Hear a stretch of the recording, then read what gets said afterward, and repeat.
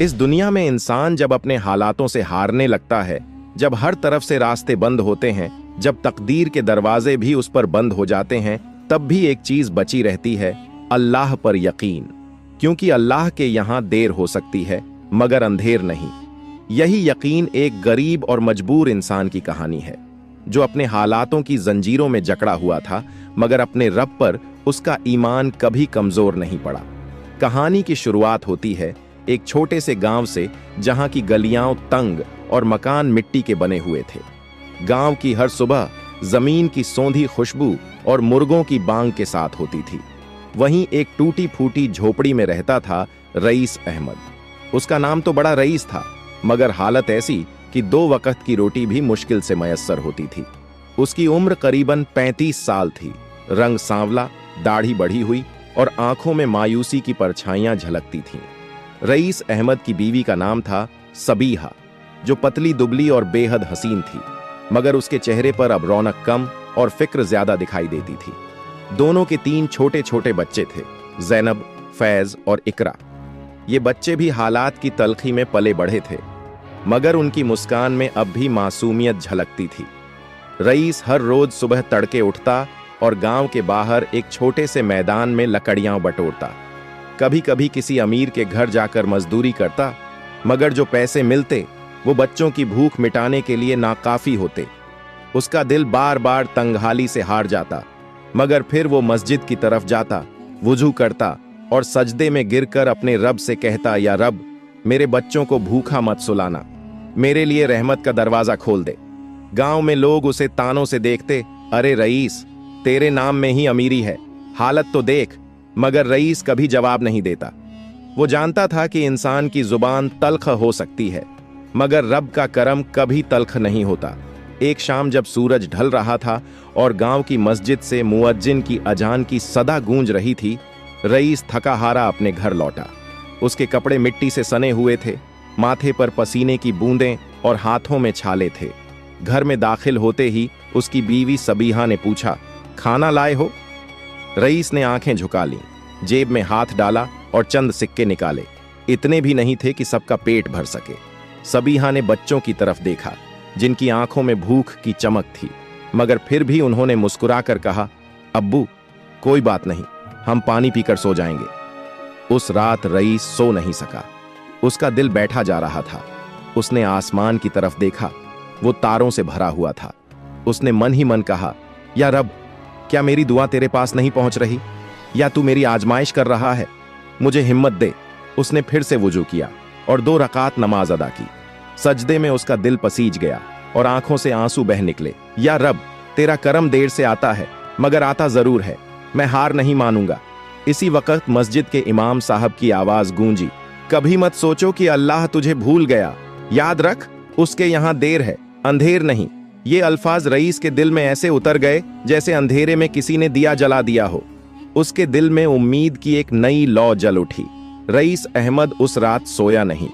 उसकी आंखों में नींद की जगह बेचैनी और दिल में बेजारी थी। मस्जिद की अजान और इमाम साहब की बातें उसके जहन में गूंज रही थीं, अल्लाह के यहां देर है, अंधेर नहीं। मगर हर लफ्ज के साथ उसकी हालत की तस्वीर उसकी आंखों के सामने नाचती रही। सूखी रोटियां, बच्चों की मासूम आंखों में भूख की चमक, सबीहा की थकी हुई मुस्कान। सुबह की सफेदी आसमान में उभरने लगी, मगर रईस की रात काली ही रही। उसने सोचा, क्या वाकई मेरे लिए भी कोई दरवाजा खुलेगा? क्या मेरी भी कोई किस्मत बदलेगी? उसने उठकर वुजू किया, 2 रकात नमाज पढ़ी और अपने दिल की गिरह खोल दी। उस दिन रईस ने फैसला किया कि वो हाथ पर हाथ धरकर नहीं बैठेगा। उसने अपनी पुरानी कमीज पहनी, सिर पर गमछा बांधा और लकड़ी की पुरानी टोकरी उठाकर शहर की तरफ चल पड़ा। गांव से शहर तक का रास्ता लंबा और थका देने वाला था। कच्चे रास्ते, धूल उड़ती हुई और साथ में चिलचिलाती धूप। मगर रईस के कदमों में अब हौसला था। शहर पहुंचकर वो एक बड़े बाजार में पहुंचा, जहां हर तरफ दुकानें सजी हुई थीं। लोग खरीदारी में मशगूल थे और मजदूर अपने काम में डूबे हुए थे। रईस ने चारों तरफ देखा, किसी दुकान में काम मिल जाए, कोई बोझ उठाने का काम या कोई सामान पहुंचाने का काम। मगर हर जगह उसे एक ही जवाब मिला, भाई, काम वाले बहुत हैं, तुझे कहां काम देंगे। रईस ने हार नहीं मानी। एक छोटे से होटल के बाहर खड़ा होकर उसने होटल मालिक से कहा, हुजूर, अगर जरूरत हो तो मैं बर्तन धो दूं, फर्श साफ कर दूं, कोई भी काम कर लूंगा। होटल मालिक ने उसकी हालत देखी और तरस खाकर कहा, अच्छा आजा, पीछे जाकर बर्तन धो दे, लेकिन पैसे बहुत कम मिलेंगे। रईस ने बिना किसी शिकायत के हामी भर दी, जैसी आपकी मर्जी। दिन भर उसने बर्तन धोए, तेल से सने, गंदे और बदबूदार। उसकी उंगलियों में छाले पड़ गए, मगर उसने रब का शुक्र किया कि आज उसके बच्चों का पेट भरेगा। जब शाम हुई और होटल बंद होने लगा तो मालिक ने उसे कुछ सिक्के पकड़ा दिए, इतने कम कि वो एक वक्त का खाना भी मुश्किल से ले सके। मगर रईस ने उन सिक्कों को अपनी मुट्ठी में मजबूती से पकड़ा और दिल ही दिल में कहा, या रब, ये तेरे करम की पहली बूंद है, आगे बारिश भी होगी। शाम को लौटते वक्त रईस ने देखा कि बाजार के कोने में एक बूढ़ा फकीर बैठा है, सफेद दाढ़ी, हाथ में एक पुराना कटोरा और आंखों में गम की गहराई। रईस की जेब में गिने चुने सिक्के थे, मगर फिर भी उसका दिल पसीज गया। उसने एक सिक्का निकालकर बूढ़े फकीर के कटोरे में डाल दिया। फकीर ने उसकी तरफ देखा और धीमी आवाज में कहा, बेटा, तेरा सिक्का तुझे बहुत कुछ लौटा कर देगा। अल्लाह तुझ पर अपना करम जरूर करेगा। याद रख, उसकी राह में जो देता है वो खोता नहीं है। रईस ने उस लम्हे को अपने दिल में बसा लिया। घर लौटकर उसने देखा कि बच्चे भूखे उसका इंतजार कर रहे थे।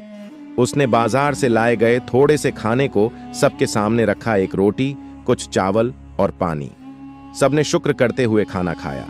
सबीहा ने रईस की तरफ देखते हुए धीमे लहजे में कहा, अल्लाह तेरा करम करे, देखो आज भी बच्चों का पेट भरा। रईस ने जवाब दिया, अभी बहुत कुछ देखना बाकी है, मेरी तकदीर भी बदलेगी इंशाअल्लाह। उस रात उसने आसमान की तरफ देखा, जहां चांदनी अपनी पूरी रोशनी बिखेर रही थी। उसका दिल भी अब थोड़ा हल्का हो गया था। उसे लगा जैसे चांदनी की सफेदी में उसका दर्द भी घुल रहा है। वो जानता था कि यह सिर्फ शुरुआत है, आजमाइश का दरवाजा खुला है, मगर इस दरवाजे के उस पार शायद उसकी मेहनत का सिला, उसकी दुआओं की मंजूरी और उसकी तकदीर का नया सफा लिखा है। रईस अहमद की वो रात कुछ हल्की सी बीती थी, मगर दिल में उम्मीद की एक छोटी सी किरण जाग चुकी थी। सुबह की रोशनी जमीन पर बिखरी तो उसने अपनी थकी हुई बीवी और बच्चों को सोते हुए देखा। उसने अपने हाथों की लकीरों को गौर से देखा और बुदबुदाया, या रब, इन लकीरों में भी तो तूने कुछ लिखा होगा, आज उसी को तलाश करने निकलता हूं। रईस ने अपने कंधे पर गमछा डाला, हाथ में पुरानी टोकरी उठाई और घर से बाहर निकल पड़ा। वो अब हर रोज की तरह शहर की तरफ नहीं गया, बल्कि गांव के बाहर उस पुराने कुएं की तरफ बढ़ा, जहां कभी उसके अब्बा पानी भरते थे और गांव वालों से बात किया करते थे। कुआं अब सूख चुका था और उसके किनारों पर घास फूस उग आया था। रईस वहां बैठ गया और सोचने लगा, कभी इस कुएं से कितनों ने पानी पिया होगा और आज ये भी प्यासा है जैसे मैं हूं। अचानक उसकी नजर पास ही बैठे एक बूढ़े आदमी पर पड़ी। वो आदमी फटी पुरानी चादर ओढ़े हुए अपनी लकड़ी की छड़ी के सहारे बैठा था। उसकी आंखें बुजुर्गी की थकन से भरी हुई थीं, मगर उनमें अजीब सी चमक थी। रईस ने अदब से सलाम किया। अस्सलामु अलैकुम बाबा, बूढ़े ने धीमे से जवाब दिया। वलैकुम अस्सलाम, बेटा बैठो, बातें करो। रईस ने पास बैठकर अपनी तकलीफें बयान कर दी। कैसे काम नहीं मिलता, कैसे बच्चों का पेट भरना मुश्किल है, कैसे घर की हालत बद से बदतर होती जा रही है। बूढ़े ने उसकी बात गहरी तवज्जो से सुनी, फिर अपनी सूखी आवाज में कहा, बेटा, रोजी की तलाश सिर्फ बाजार में नहीं होती, रोजी वहां भी होती है जहां लोग नहीं देखते।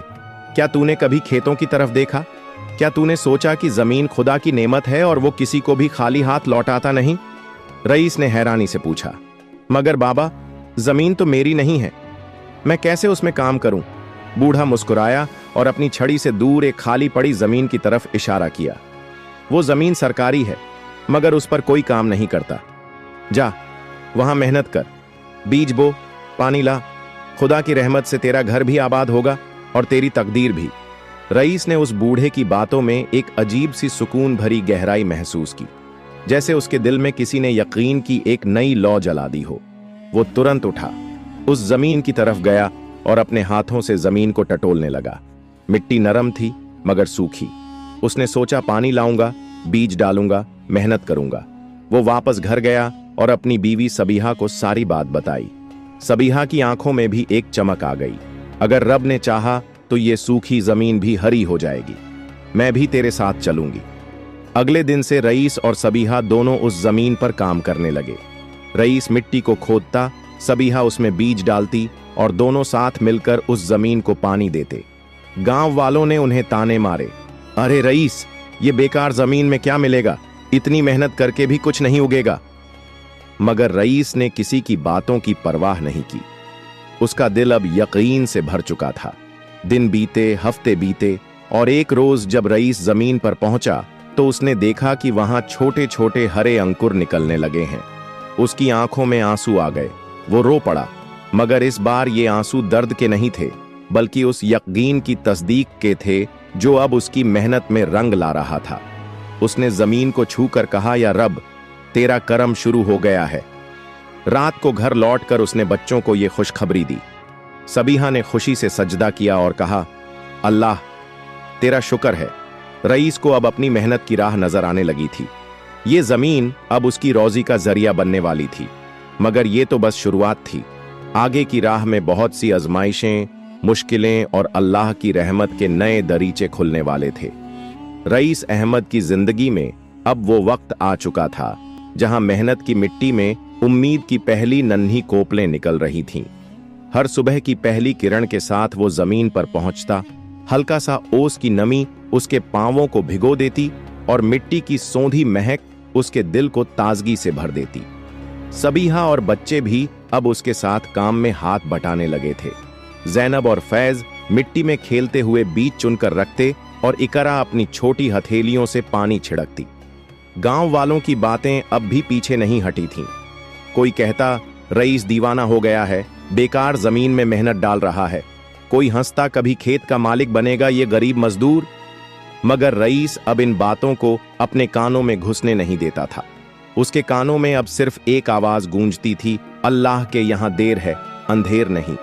दिन गुजरते गए और धीरे धीरे उस सूखी जमीन पर हरियाली उगने लगी। छोटे छोटे पौधे अब बड़े हो रहे थे। उनकी हरी पत्तियां हवा में लहरातीं और उनमें नमी की एक खास खुशबू होती। जब हवा चलती तो वो पौधों की सरसराहट में जैसे कोई दुआ की आवाज सुनाई देती, जैसे रईस की मेहनत और सबीहा की उम्मीदों की कहानी हवा में बिखर रही हो। एक दिन गांव का वही बूढ़ा बाबा फिर रईस के खेत की तरफ आया। उसने देखा कि जमीन अब हरी हो चुकी है और पौधे फूलों से लदने लगे हैं। बूढ़े ने मुस्कुराते हुए कहा, बेटा, मैंने तुझसे कहा था ना, जमीन खाली नहीं रहती, बस मेहनत और यकीन की जरूरत होती है। अब देख, तेरा खेत तेरी रोजी का जरिया बनेगा। रईस ने बाबा की तरफ हाथ जोड़कर शुक्रिया अदा किया और बोला, बाबा, ये आपकी नसीहत और मेरे रब की मेहरबानी है। कुछ ही हफ्तों में पौधों पर छोटे छोटे फल और फूल लगने लगे। बच्चों ने उन्हें बड़े प्यार से छुआ और खुश होकर नाचे। सबीहा ने पहली बार उन फूलों में से कुछ तोड़कर एक छोटी सी टोकरियां सजाईं और कहा, रईस, इन्हें शहर में बेचकर कुछ पैसे कमा सकते हो। रईस ने एक नई उम्मीद से उन फूलों और हरी सब्जियों को अपनी टोकरी में भरा और शहर की तरफ निकल पड़ा। इस बार उसकी चाल में डर और मायूसी नहीं थी, बल्कि एक अलग सी तसल्ली और हिम्मत थी। शहर की मंडी में पहुंचकर उसने अपनी टोकरी को एक किनारे रख दिया और राहगीरों को आवाज देने लगा, ताजी हरी सब्जियां और खुशबूदार फूल ले लीजिए। लोग उसकी आवाज पर रुके। उन्होंने देखा कि सब्जियां ताजी और फूलों की खुशबू बहुत अच्छी थी। एक दुकानदार ने कहा, भाई, सब्जियां तो बहुत ही ताजी हैं, ये कहां से लाए हो? रईस ने मुस्कुराकर जवाब दिया, खुद की जमीन से मेहनत करके उगाई हैं। दुकानदार ने रईस की सारी टोकरी खरीद ली और उसे कुछ पैसे दिए। उतने की रईस की आंखों में आंसू भर आए। ये पैसे उसके बच्चों के लिए दूध, घर के लिए अनाज और कुछ नए कपड़ों के लिए काफी थे। शाम को घर लौटकर उसने सबीहा और बच्चों को वो पैसे दिए। सबीहा ने खुशी से उसका माथा चूमा और कहा, अल्लाह, तेरा शुक्र है, ये तेरे सब्र का इनाम है। रईस ने आसमान की तरफ हाथ उठाए और कहा, या रब, तूने मेरी मेहनत को बेकार नहीं जाने दिया, तेरा करम कभी थमता नहीं। उस रात सबके चेहरों पर मुस्कुराहट थी। घर में पहली बार इतने दिनों बाद ढंग का खाना बना, बच्चों ने भरपेट खाया और रईस ने सुकून की नींद ली। मगर उसे पता था कि ये तो सिर्फ एक शुरुआत है, आगे रास्ता लंबा है। मुश्किलें भी होंगी, मगर अब उसके दिल में यकीन की एक मजबूत चट्टान बन चुकी थी। अल्लाह के यहां देर है, अंधेर नहीं। रईस अहमद की जिंदगी में जैसे उम्मीद की एक नई रोशनी फैल चुकी थी। खेत में अब हरियाली ही हरियाली थी। ताजी सब्जियों और फूलों की खुशबू उसकी मेहनत की कहानी सुना रही थी। बच्चों की हंसी घर में फिर से गूंजने लगी थी और सबीहा की आंखों में भी अब मायूसी की जगह नूर की चमक लौट आई थी। मगर दुनिया की हर कहानी में जैसे एक नया मोड़ आता है, रईस की कहानी में भी तकदीर ने फिर से एक इम्तिहान का दरवाजा खोला। एक दिन जब रईस अपने खेत से लौट रहा था, तभी गांव के सरपंच का बेटा राशिद मियां अपने चमकते कपड़ों और घोड़े पर सवार होकर उसकी तरफ आया। राशिद मियां ने अपनी अकड़ और घमंड में डूबी आवाज में कहा, रईस, सुना है तूने सरकारी जमीन पर खेती कर ली? वो जमीन हमारी हवेली के पीछे की है, अब वहां से हट जा। रईस ने अदब से जवाब दिया, हुजूर, ये जमीन तो बेकार पड़ी थी, किसी की नहीं थी। मैंने मेहनत करके इसे आबाद किया है, इससे मेरे बच्चों का पेट भरता है। राशिद ने घोड़े की लगाम खींचते हुए हंसकर कहा, किसी की नहीं थी मतलब? अब ये हमारी है। अगर 2 दिन में ये जमीन खाली नहीं की तो अंजाम अच्छा नहीं होगा। रईस की आंखों में जैसे अंधेरा छा गया। उसके हाथ पांव कांपने लगे, मगर दिल ने कहा, या रब, ये कैसी आजमाइश है। वो घर लौटा और सबीहा को पूरी बात बताई। सबीहा की आंखों से आंसू बहने लगे। क्या अब फिर से भूख के दिन लौटेंगे? मगर रईस ने उसका हाथ थाम कर कहा, नहीं, इस बार मैं हार नहीं मानूंगा। रब पे भरोसा है, वो कभी जुल्म का साथ नहीं देता। अगले दिन रईस अपने बच्चों को लेकर गांव के इमाम साहब के पास गया। उसने अपनी परेशानी बयान की और इमाम साहब से मशविरा मांगा। इमाम साहब ने उसकी बात सुनकर कहा, बेटा, जब जुल्म बढ़ता है तो रहमत का दरवाजा और भी चौड़ा हो जाता है। अल्लाह की राह में सब्र और दुआ से बड़ी कोई ताकत नहीं होती। मैं गांव वालों से बात करूंगा और साथ ही रब से दुआ भी करूंगा। इमाम साहब ने उसी शाम मस्जिद में ऐलान किया, गांव वालों, ये जमीन किसी की जागीर नहीं है। रईस ने अपनी मेहनत से इसे जिंदा किया है। किसी को हक नहीं कि उसे बेदखल करे। गांव के बुजुर्ग और कुछ गरीब मजदूरों ने भी रईस का साथ देने की ठानी, मगर राशिद मियां का घमंड कुछ और ही था। अगले दिन वो कुछ गुंडों को लेकर खेत पर पहुंचा। उन्होंने पौधों को रौंदना शुरू कर दिया, फसलें उखाड़ दी और रईस को धक्का देकर जमीन से निकालने की कोशिश की। रईस ने अपनी पूरी ताकत से उन गुंडों को रोका, मगर वो अकेला क्या कर पाता। उसकी आंखों के सामने उसकी मेहनत मिट्टी में मिल रही थी। सबीहा और बच्चे दूर खड़े चीखते रहे, अब्बू, मत हारना। इसी बीच गांव वालों का एक हुजूम इकट्ठा हो गया। इमाम साहब भी आ पहुंचे। उन्होंने जोर से आवाज लगाई, राशिद मियां, ये जमीन किसी की जागीर नहीं। अल्लाह के घर में जुल्म की कोई जगह नहीं। अगर तूने इस गरीब की मेहनत मिटाई तो तेरा हिसाब अल्लाह खुद लेगा। गांव वालों की भीड़ देखकर राशिद मियां पीछे हटने लगा। उसकी आंखों में डर की परछाइयां उभर आईं। इमाम साहब ने रईस के कंधे पर हाथ रखा और कहा, बेटा, याद रख, सब्र का फल हमेशा मीठा होता है। तूने मेहनत और ईमानदारी से अपना हक पाया है। ये जमीन अब तुझे कोई नहीं छीन सकता। राशिद मियां अपनी हार को छुपाते हुए वहां से चला गया, मगर जाते जाते उसने कुटिलता से कहा, यह कहानी यहीं खत्म नहीं हुई। गरीब, अगली बार हम तुझे ऐसे नहीं छोड़ेंगे। रईस की आंखों में आंसू थे, मगर इस बार वो आंसू डर के नहीं थे। ये आंसू उस यकीन और सब्र की गवाही थे जो अब उसकी रगों में दौड़ रहा था।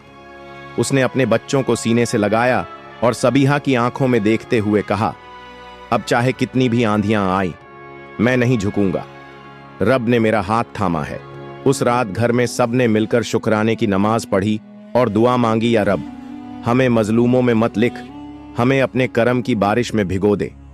रईस अहमद की जिंदगी की कहानी अब गांव भर में फैल चुकी थी। उसकी मेहनत, उसकी ईमानदारी और उसकी जमीन पर मजलूमाना कब्जे की कोशिश ने हर दिल को हिला दिया था। मगर यह तो बस एक शुरुआत थी, एक ऐसी कहानी की जिसकी गहराई में इम्तिहान, सब्र और यकीन की दरिया थी।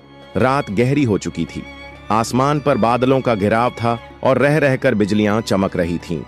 रईस अपने छोटे से घर की छत पर बैठा आसमान की तरफ देख रहा था। उसकी आंखों में आंसू थे, मगर उन आंसुओं में इस बार मायूसी नहीं, बल्कि उम्मीद का उजाला था। उसने आसमान की तरफ हाथ उठाकर दुआ मांगी, या रब्बुल आलमीन, तू जानता है मेरे हालात, तूने ही मुझे मेहनत करने की ताकत दी और तू ही मेरी मेहनत का रखवाला है। मेरी औलाद भूखी न सोए, मेरी बीवी के चेहरे से मायूसी मिटा दे और मुझे इस जमीन का सच्चा मालिक बना दे। इसी दरमियान दूर से आती तेज हवाओं की आवाजें सुनाई दी। गांव में एक आंधी उठने लगी थी, पेड़ों की शाखें हिल रही थीं, धूल उड़ रही थी और लोगों ने अपने दरवाजे बंद कर लिए। रईस ने अपने बच्चों को गोद में लेकर घर के अंदर बिठा दिया और सबीहा से कहा, डरना मत, ये तूफान भी रब की रहमत का हिस्सा है। हर आंधी के बाद बारिश आती है। आधी रात को बारिश शुरू हुई। बूंदों की सरसराहट और छत पर गिरती बारिश की रागिनी ने जैसे रईस के दिल को सुकून दिया। ये बारिश मामूली नहीं थी, ये बारिश उस जमीन के लिए थी जिस पर रईस ने मेहनत की थी। खेत की प्यासी मिट्टी इस बारिश की हर बूंद को अपने अंदर समेट रही थी। वो सूखी जमीन अब पानी से भीग चुकी थी और उसमें से मिट्टी की सौंधी खुशबू उठ रही थी, जैसे रब अपनी रहमत को जमीन पर उतार रहा हो। सुबह हुई तो गांव के लोग ये देखकर दंग रह गए कि रईस की जमीन पर हरियाली और भी ज्यादा निखर उठी थी। पौधों की पत्तियां ताजा और चमकदार हो चुकी थीं और उन पर फूल और फल पहले से ज्यादा नजर आने लगे थे। सबीहा ने खेत की तरफ देखते हुए कहा, रईस, देखो तो सही, रब ने हमारी मेहनत को कैसे रंग दिया है।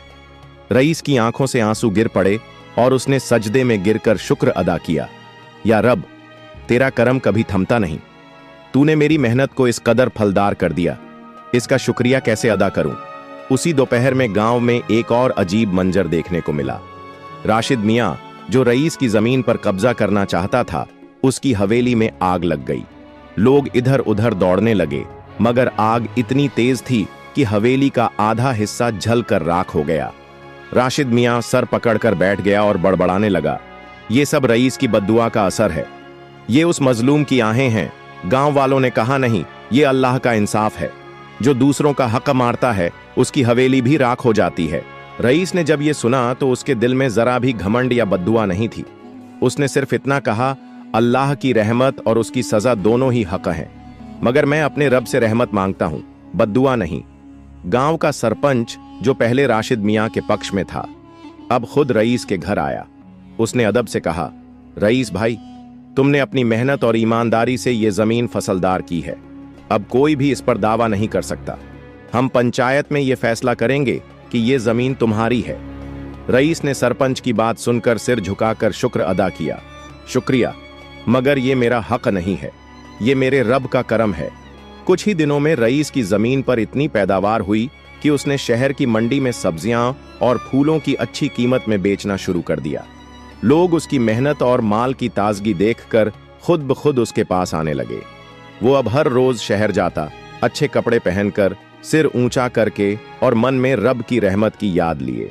बच्चे स्कूल जाने लगे, सबीहा की तबीयत संभलने लगी और घर में बरकत उतरने लगी। मगर रईस जानता था कि यह कहानी यहीं खत्म नहीं हुई।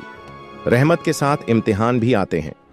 एक रात जब सब सो रहे थे, रईस ने आसमान की तरफ देखते हुए बुदबुदाया, या रब, तूने मुझे संभाला, मुझे इज्जत दी, मगर मैं जानता हूं कि यह दुनिया फानी है, अब भी तेरा करम चाहिए।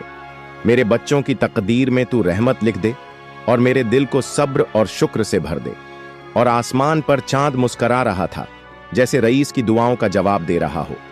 रईस अहमद की कहानी ने अब तक एक मजलूम की मेहनत और यकीन की मिसाल पेश की थी, मगर अल्लाह की कुदरत इंसान की तकदीर को कब, कैसे और कहां मोड़ दे, ये किसी को इल्म नहीं। रईस की जिंदगी में अब एक नया मोड़ आने वाला था, ऐसा मोड़ जो न सिर्फ उसकी दुनिया बल्कि पूरे गांव की तस्वीर बदल देने वाला था। एक रोज रईस अपने खेत पर काम कर रहा था। पौधों की देखभाल, पानी देना, घास फूस हटाना, ये सब उसकी दिनचर्या का हिस्सा बन चुका था। तभी उसने देखा कि गांव के बाहर से कुछ अजनबी लोग आ रहे हैं। उनके हाथ में कागज के बंडल, मापन की टेप और नक्शे थे। उनके कपड़े साफ, हाथ में चमकदार घड़ियां और आंखों में शहरी अकड़। रईस ने उन्हें अदब से सलाम किया। अस्सलामु अलैकुम जनाब, आप लोग कौन हैं और यहां किस काम से आए हैं? एक आदमी ने नक्शा खोलकर दिखाया और सूखी आवाज में कहा, यह जमीन अब सरकारी प्रोजेक्ट के तहत ली जा रही है। यहाँ एक बड़ी सड़क बनने वाली है जो गांव को शहर से जोड़ेगी। तुम्हारी ये जमीन अब सरकार की है। रईस के पांवों तले जमीन खिसक गई। उसने कांपती आवाज में पूछा, मगर ये जमीन तो मैंने मेहनत से आबाद की है, इसमें मेरा खून पसीना मिला है। दूसरे आदमी ने कागजों का बंडल उसके सामने रखते हुए कहा, यह सरकारी ऑर्डर है, हम यहां सड़क बनाएंगे और जो लोग यहां रह रहे हैं उन्हें दूसरी जगह बसाया जाएगा। तुमको भी कुछ मुआवजा मिलेगा, मगर अब यह जमीन हमारी है। रईस की आंखों में आंसू भर आए। उसने आसमान की तरफ देखा और बुदबुदाया, या रब, ये कैसी नई आजमाइश है, अब फिर मेरी मेहनत छिन जाएगी। मगर इस बार उसने हार मानने की बजाय लड़ने का फैसला किया। उसने गांव वालों को इकट्ठा किया और उन्हें सारी बात बताई। कुछ लोग डर गए, रईस भाई, सरकार से कौन भिड़े, उनका हुक्म है, मानना पड़ेगा। मगर रईस ने पहली बार आवाज बुलंद की, नहीं, ये जमीन हमारी मेहनत की है, सरकार हमसे जबरदस्ती इसे नहीं ले सकती। हमें मिलकर अपनी जमीन और हक की लड़ाई लड़नी होगी। गांव में पहली बार एकजुटता की लहर उठी। लोग बैनर बनाने लगे, रैली की तैयारी करने लगे। रईस ने कुछ पढ़े लिखे नौजवानों की मदद ली जो कानून और अधिकारों की जानकारी रखते थे। उन्होंने एक याचिका तैयार की और उसे जिला कचहरी में दाखिल किया। रईस ने शहर जाकर वकीलों से भी मदद ली। वहां उसकी सादगी और ईमानदारी ने एक बड़े वकील फैसल मियां का दिल जीत लिया। फैसल मियां ने कहा, रईस भाई, ये मामला बड़ा है, मगर मैं तुम्हारे साथ हूं, हम मिलकर लड़ेंगे। अब रईस की कहानी एक मजलूम मजदूर की मेहनत की कहानी से एक इनकलाब की कहानी बनने लगी थी। गांव में जगह जगह मीटिंग्स होने लगीं, लोग अपने हक की बात करने लगे। रईस की आवाज गांव वालों की आवाज बन गई। सरकारी अफसरों ने कई बार उसे डराने की कोशिश की, धमकियां दी, अगर तुमने विरोध किया तो जेल भेज देंगे। मगर रईस ने कहा, अगर हक के लिए जेल भी जाना पड़े तो जाऊंगा, मगर जमीन नहीं छोड़ूंगा। और फिर आया वो दिन जब जिला कोर्ट में रईस की याचिका पर सुनवाई हुई। कोर्ट में सरकारी वकीलों ने अपने दस्तावेज और कानून की दलीलें पेश कीं। मगर जब रईस की तरफ से फैसल मियां ने उसकी मेहनत, उसके बच्चों की भूख और उसकी दुआओं की दास्तान सुनाई तो पूरा कोर्ट हाल खामोश हो गया। फैसल मियां ने कोर्ट से कहा, हुजूर, ये मामला सिर्फ जमीन का नहीं है, ये इंसानियत और इंसाफ का मामला है। एक मजलूम की मेहनत, उसका हक और उसके बच्चों का पेट दांव पर है। क्या हम उसे यूं ही कुचल देंगे? कोर्ट ने फैसला सुरक्षित रखा। बाहर रईस और गांव वाले इंतजार कर रहे थे। सबकी आंखों में उम्मीद और दिलों में डर था। मगर रईस ने सबको ढांढस बंधाया, सब्र करो, रब की अदालत से बड़ा कोई अदालत नहीं। अल्लाह की रहमत से हमें हमारा हक मिलेगा। रईस अहमद और गांव वालों के सब्र, मेहनत और यकीन ने अब एक नई कहानी लिखनी शुरू कर दी थी। जिला अदालत में उस दिन की सुनवाई के बाद सबकी निगाहें फैसले पर लगी थीं। फैसले का दिन आ चुका था। रईस, सबीहा, बच्चे, गांव वाले और फैसल मियां कोर्ट पहुंचे। लोगों की भीड़ इतनी थी कि कोर्ट हॉल छोटा पड़ गया। सबकी आंखों में दुआओं की चमक और दिलों में इंसाफ की उम्मीद थी। कोर्ट की घंटी बजी और जज साहब ने फैसला सुनाया। उनकी आवाज गंभीर थी, मगर उसमें इंसाफ की ताकत झलक रही थी। रईस अहमद और गांव वालों की मेहनत और उनके कानूनी हक को देखते हुए अदालत सरकारी जमीन के कब्जे और सड़क निर्माण की योजना को रद्द करती है। रईस अहमद को उसका खेत और जमीन वापस दी जाती है। साथ ही सरकारी अफसरों को आदेश दिया जाता है कि इस गांव में रोजगार और शिक्षा के साधनों को बढ़ाया जाए ताकि ऐसे हालात दोबारा न हो। पूरा कोर्ट हॉल तालियों और अल्लाहू अकबर की सदाओं से गूंज उठा। रईस की आंखों से आंसू बहने लगे। उसने सजदे में गिरकर रब का शुक्र अदा किया, या रब, तूने मेरी मेहनत को बेकार नहीं जाने दिया, तू ही असली इंसाफ करने वाला है। गांव वापस लौटते ही लोगों ने जश्न मनाना शुरू किया। सबीहा ने अपने बच्चों को सीने से लगाया और कहा, बच्चों, ये तुम्हारे अब्बू की मेहनत और सब्र का इनाम है। अल्लाह ने हमें फिर से रोजी और इज्जत दी है। गांव में एक नई जागरूकता की लहर दौड़ पड़ी। लोग अब एकजुट होकर गांव की तरक्की की बातें करने लगे। पढ़े लिखे नौजवानों ने मिलकर एक कमेटी बनाई जो गांव में शिक्षा, सफाई और बच्चों के लिए स्कूल बनाने की योजना पर काम करने लगी। इमाम साहब ने मस्जिद में ऐलान किया, यही वक्त है जब हम सब मिलकर अपने बच्चों की तकदीर को रोशन करें। मेहनत और यकीन की कहानी सिर्फ रईस अहमद की नहीं, हम सब की होनी चाहिए। रईस अब गांव का हीरो बन चुका था, मगर उसने घमंड की जगह विनम्रता को चुना। उसने खेतों में और मेहनत शुरू कर दी। इस बार गांव वालों ने मिलकर उसकी मदद की। कोई पानी लाता, कोई खेत की निराई करता, कोई बीज बोता। गांव में अब बेरोजगारी कम होने लगी थी। राशिद मियां, जिसने पहले जमीन हड़पने की कोशिश की थी, अब गांव में अपनी गलती मान चुका था। उसने रईस से माफी मांगी और कहा, मुझे मेरे किए पर अफसोस है। अल्लाह तुम्हें और तुम्हारे बच्चों को खुश रखे। रईस ने उसे माफ कर दिया और कहा, माफी मांगना बहादुरी है। चलो अब हम सब मिलकर गांव को आगे बढ़ाते हैं। गांव में अब सिर्फ खुशहाली की हवा नहीं, बल्कि इंसाफ और भाईचारे की खुशबू फैल चुकी थी। मगर तकदीर की किताब में आखिरी पन्ने पर एक और कहानी लिखी थी, एक आखिरी इम्तिहान जो रईस की जिंदगी को हमेशा के लिए बदल देने वाला था। गांव की तरक्की और रईस की मेहनत की कहानी अब दूर दूर तक फैल चुकी थी। मगर इंसान की जिंदगी में इम्तिहान का सिलसिला कभी खत्म नहीं होता। एक रात जब सब सो रहे थे, तभी गांव के बाहर से अजीब सी हलचल की आवाजें आने लगीं। रईस बाहर निकला तो देखा कि कुछ लोग, शायद बाहर से आए लुटेरे, गांव की मंडी और लोगों के खेतों में आग लगाने की कोशिश कर रहे थे। रईस ने बिना डरे अपने गांव वालों को इकट्ठा किया और कहा, हम अपनी मेहनत और रोजी को यूं बर्बाद नहीं होने देंगे। रब के नाम पर लड़ेंगे, मगर जुल्म के सामने नहीं झुकेंगे। लोगों ने मशालें और डंडे उठाए और रईस की अगुवाई में सब मिलकर उन लुटेरों का सामना करने लगे। एक तरफ अंधेरे में लपटें उठ रही थीं, दूसरी तरफ गांव वालों का हौसला। सबीहा और बच्चों ने मस्जिद में बैठकर दुआ की, या अल्लाह हमारे गांव और मेहनत को बचा ले। कई घंटे तक संघर्ष चला। आखिरकार लुटेरे हार कर भाग गए, गांव बच गया। मगर इस झगड़े में रईस को गंभीर चोटें आईं। वो जमीन पर गिर पड़ा। सबीहा और बच्चे रोते हुए उसे घर ले आए। डॉक्टर ने कहा कि हालत नाजुक है। गांव वालों ने मस्जिद में दुआओं का दौर शुरू कर दिया। रईस ने आधी रात को सबीहा का हाथ थामा और कहा, सबीहा, अगर मेरी सांसें थम जाईं तो बच्चों को यही सिखाना कि मेहनत और ईमानदारी का रास्ता कभी मत छोड़ना। और याद रखना, अल्लाह के यहां देर है, अंधेर नहीं। सबीहा की आंखों से आंसू गिरते रहे, नहीं रईस, तुम हमें छोड़कर नहीं जा सकते। मगर उस पल एक करिश्मा हुआ। मस्जिद में इमाम साहब ने जो दुआ की थी, उसकी बरकत से रईस की सांसें स्थिर होने लगीं, जैसे रब ने उसके लिए रहमत का दरवाजा फिर से खोल दिया। धीरे धीरे उसकी तबीयत संभलने लगी। गांव वालों ने चंदा इकट्ठा करके उसे शहर के अच्छे अस्पताल में भर्ती कराया।